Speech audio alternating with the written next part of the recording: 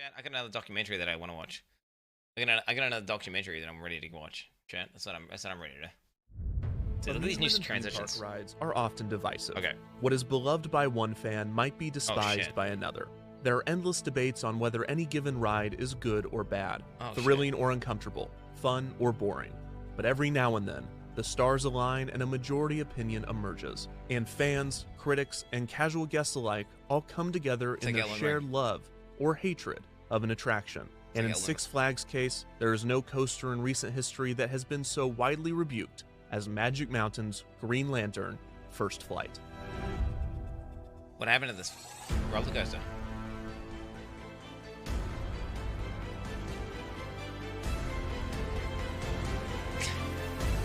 This editing is sick. Holy shit.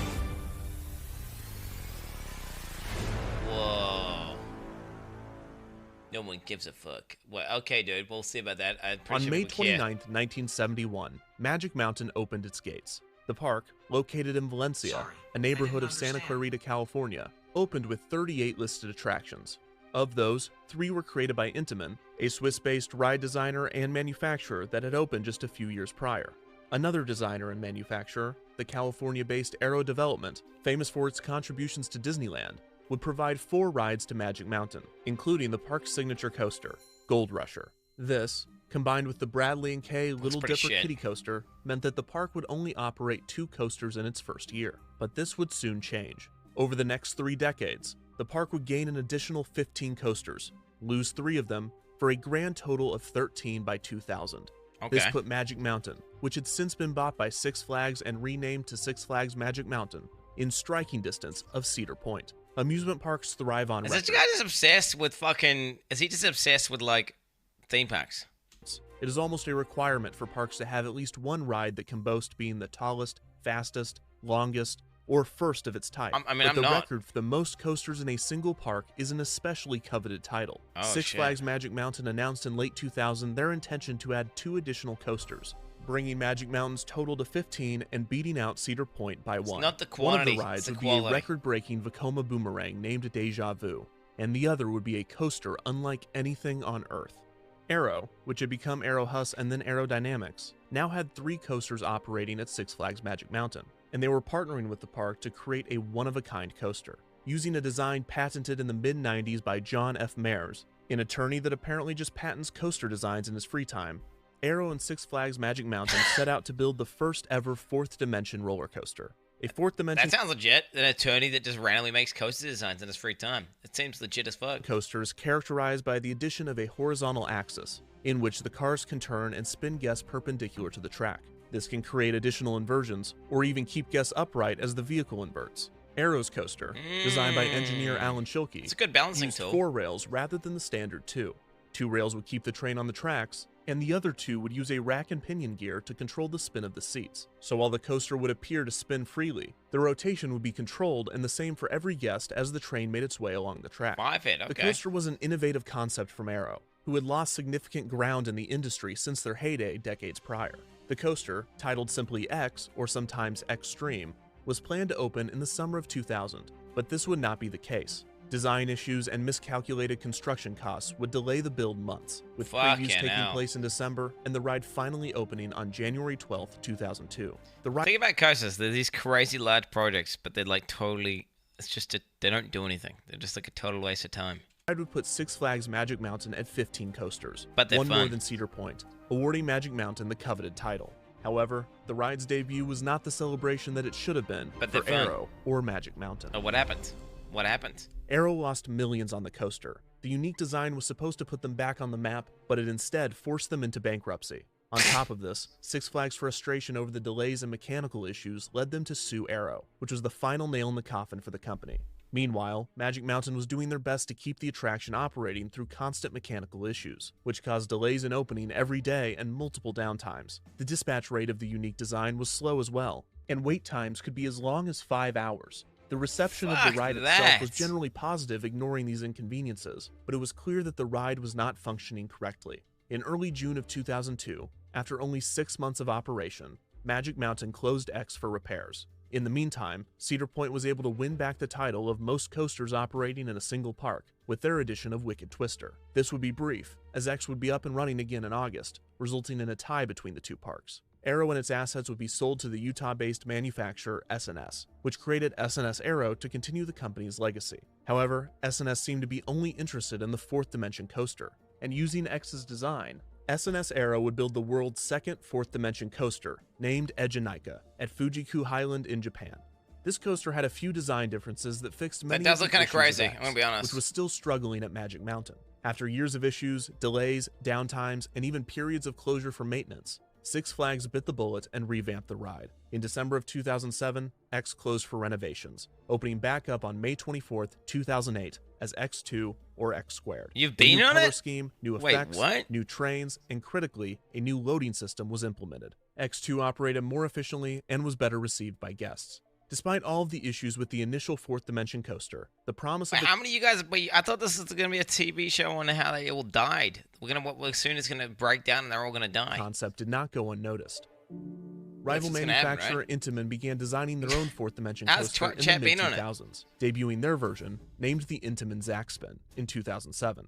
Two Zackspins were created, Hirnu at Linnanmäki in Finland, and Inferno at Terra Mítica in Spain. shit. Despite being fourth dimension coasters, Oh, you giving did? You riders did. the ability Okay. to flip on a horizontal axis, there were significant differences between Intamin and Aero's design. First, the Zackspin's track is laid out vertically, resulting in a very small footprint and compact design. Second, while X2 had 7 cars to a train, with 2 guests on either side of a car, and all 28 guests facing the same direction, the Zackspin had a single vehicle, with 4 guests on either side, 2 facing one way and 2 facing the other. This resulted in difference number 3. The axis of the rotation was not centered to the riders, rather it was centered to the car. And finally, and most importantly, the Zackspin models were free spinning. Something While crazy is Aero's gonna happen, designed chat. predetermined rotations, Trust me. Intamin's varied depending on weight It's not just gonna be a distribution. guy talking about roller coasters for 20 minutes straight. That's not possible. The first 2 Zackspins were rather short in length. Okay. In 2009, a slightly larger Zackspin in Grönalund in Sweden, named Insane, would debut. 2 years after that, Intamin not- would create a fourth no. Zackspin, identical in layout to Insane. This would be the first It's Zackspin ramping. to debut in North America, and it will be located at none other than Six Flags Magic Mountain.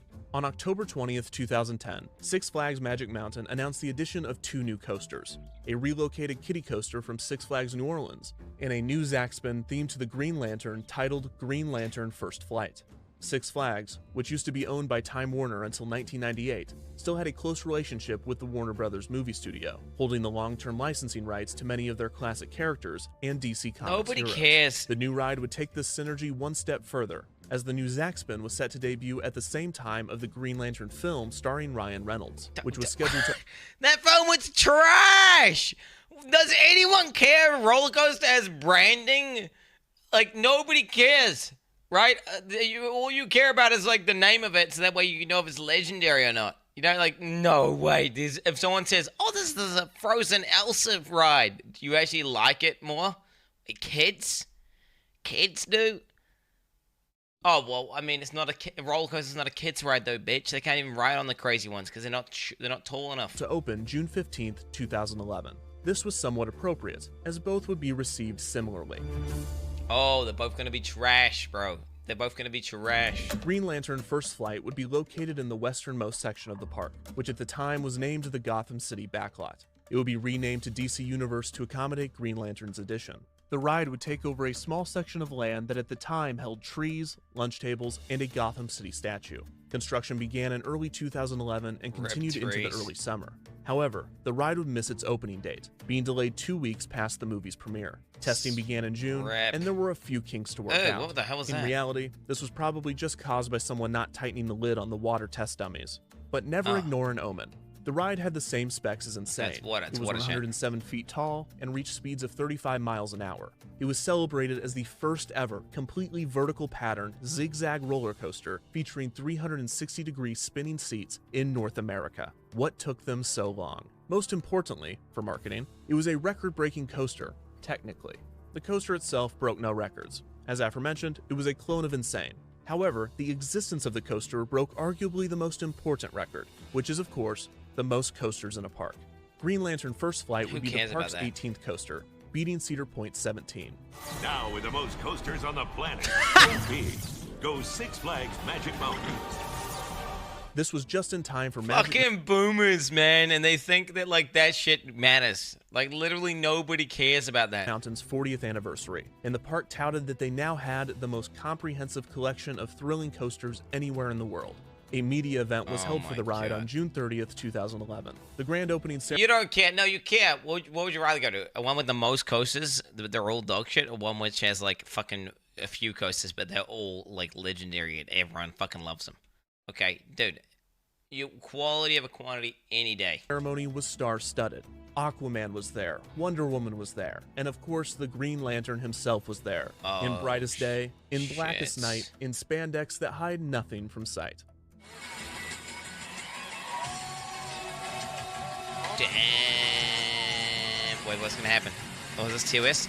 Some TOS shit about to happen? The whole thing gonna break down? Oh, my bit rate's getting fucked by that. Oh. The following day, the ride was open to the public.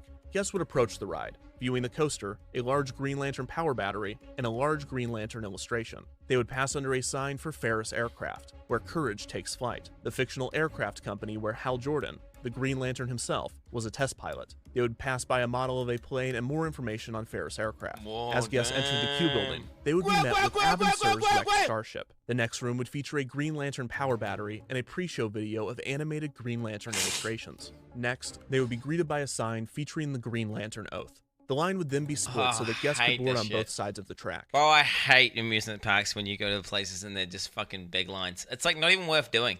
It's not even worth. If you have to wait for like 2.5 hours to go on a ride, it's literally not worth doing. Guests would be seated 8 to. The amount of fun you get out of that, like 2.5 hours. Okay, I mean the amount of fun you get out of that, like 10 minutes, is not equal to like 2.5 hours wait. Right, it's just not. The vehicle, 4 in each car, with 2 passengers facing forward and the other 2 facing back. The ride began and the spin was unlocked, giving riders their first preview of what was to come. They would lock in position as guests began their ascent, resulting in guests climbing the lift hill at a number of angles depending on weight distribution. Guests would then brave the 107-foot or 33-meter lift hill before beginning their zigzag descent. Oh wait, so it just unlocks? 28-foot or 252-meter track. The most intense section was the final element, which whipped guests up and over a steep curve before locking the cars upright and returning guests to the boarding area. Guests would exit the ride on the backside of the Q building. The entire experience was about 60 seconds. Reviews of Green Lantern First Flight were generally positive out of the gate, and fans and critics praised the coaster as an intense and thrilling addition to Magic Mountain, compacting some of the unique experiences of X2. Wait, so it's just unlocked with 2 weights under it, so then they can flip around and shit. But then it will always come back to like. Into it'll always come back to being Some upright. critics were underwhelmed, calling it a glorified flat ride. But overall, reviews were good. The ride had a maximum capacity of around 800 people an hour. But Magic Mountain almost always ran the attraction with fewer than the maximum amount of vehicles, resulting in the capacity being closer to 500 an hour. Guest demand for the small coaster was not as overwhelming as the larger attractions, but it seemed that Green Lantern First Flight was a solid, thrilling addition to Magic Mountain. Okay. However, guests' opinions were about to do a 180. As it turns out, Zack spins are much more about the spin than the Zack. It was reported that the maximum amount of 360-degree rotations the free-spinning cars on Green Lantern First Flight could accomplish was 3, with the minimum being 0. But many reported in the early months accomplishing 4, 5, or even 6 spins. The amount of rotations depended on the weight distribution of the car, and reportedly, how much the cars were allowed to spin. The latter rumor purported that there was a friction mechanism that the park or ride operators could control, so while the cars would still be free spinning and capable of 360-degree rotations, disable the friction. The amount of force necessary to make a full rotation could be much greater depending on this setting, but this has not been confirmed. Weight distribution, on the other hand, definitely plays a huge role. Okay. Supposedly, ride operators in European parks where the other 3 Zaxspin coasters resided make an effort to maximize the number of rotations by purposefully picking heavier riders and pairing them with lighter ones. Of course, Six Flags would not make the same effort, resulting in varying ride experiences. Fewer rotations leading to a less thrilling ride was not even the real problem. Now fall The biggest off issue and was break the and shit, experience dude. that fewer rotations could cause. Not only is going upside down fun, but on the Zaxspin's intense zigzag descent, it is often necessary to avoid whiplash. Cars that are inverting with the curves of the track have the force of each sharp turn distributed more comfortably. But if the car remains upright the whole time, riders are violently pushed, pulled, raised, and dropped, banging around in their restraints, defeating the enjoyment and purpose of the ride. Plus, as previously mentioned, Zack spins placed guests off the horizontal axis in which they spin, exacerbating the whiplash effect, as each guest is essentially catching up with the movement of the ride. The restraints were also less than comfortable, with many guests complaining of pain in the shoulders and, in some cases, hits below the belt. Oh no, not groin. Oh, bro, I had that. I went to some scuffed fair, and like I remember I got fucking ball damage, bro. Delicately, it was a pelvic nightmare. This tainted the ride for many guests, but the complaints were minimal during the ride's opening months. It wasn't until early 2012 that the ride would develop its reputation among coaster fans and regular guests as one of, if not the worst Six Flags coaster in operation. Through late 2011 and early 2012, the ride experienced a few breakdowns, leaving riders either facing the sky or upside down for an extended period of time. This was either a prevalent issue or something Six Flags wanted to avoid entirely, as an adjustment was made to the ride's design to prevent this from happening. The vehicles, which prominently displayed fins that appeared in the formation of a throwing star, were given additional metal, filling in the gaps, resulting in a solid structure.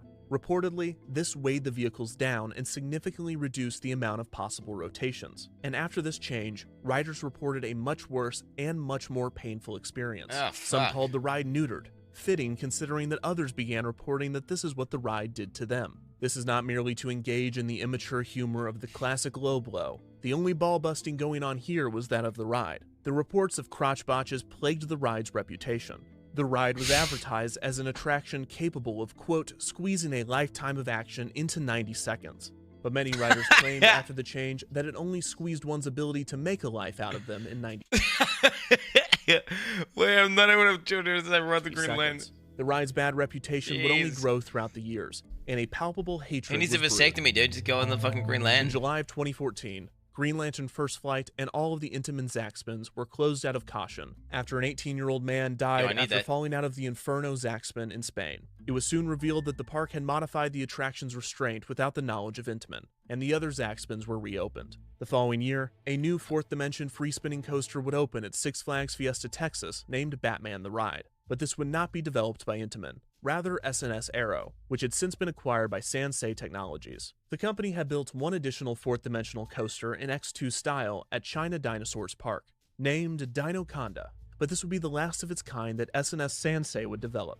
Batman the Ride was similar to a Zack spin, but different in a few key ways that solved many of the problems that Intamin's design had. First, riders were separated into cars of 2 rather than 4, and the axis was centered on the seats, more specifically the riders' stomachs, resulting in a more comfortable experience and a somersaulting effect. Second, the cars use a magnet and fin mechanism that allowed for forced spins in key areas, while allowing free spinning during the rest of the ride. This concept, again designed by Alan Schilke, was a huge success, and a total of 9 S&S free spins have been installed throughout the world. To compete, Intamin announced a new generation of their free spin model that shared more than a few similarities to S&S's version, although so far, none have been installed. As fourth dimension coasters spread throughout the world, Green Lantern First Flight continued to disappoint. The amount of negative reviews for the attraction cannot be overstated. What happens now? It was truly despised by many, while there was a minority of people that enjoyed the attraction and thought everyone else was not tough enough for it. Many more Magic Mountain visitors actively avoided the ride.